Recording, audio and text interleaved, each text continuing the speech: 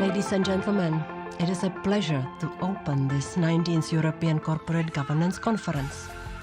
It is also a privilege to open conference, which is regularly organized by the holder of the EU presidency. I am happy that Slovakia carries on this tradition.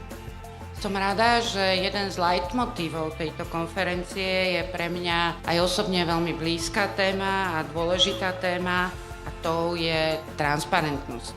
So we can see that transparency is the issue for the global community, and the regulators have also started their work. And in fact, that is where we come back to corporate governance. One of the most important functions for corporate governance in Europe going forward is to restore trust in companies. And the way in which corporate governance can do that is through ensuring that the purpose and values of firms are sustained throughout the organisation. More trust not just to the listed companies, but also more trust to the state-owned companies or public companies and the business environment in different areas. And what we require is legislation and regulation that promotes the diversity of companies that will ensure that they will be able to deliver on those purposes and values. And that is what I'm looking for in terms of corporate governance in Europe going forward. The conference was excellent. First of all, there's always lots of information about the current trends, what is being discussed on corporate governance.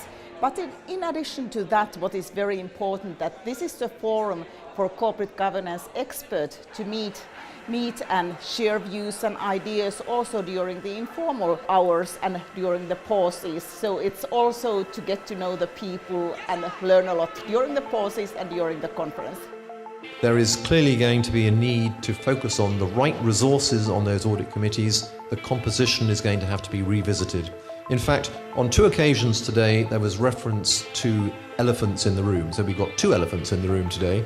The first one was about resource, and I think the audit committee conundrum and the regulatory paradigm that they find themselves in today is one example where resource is going to be a challenge. The other was in connection with Panama Papers, and of course again it comes back to the important issue of ownership of companies, who owns companies.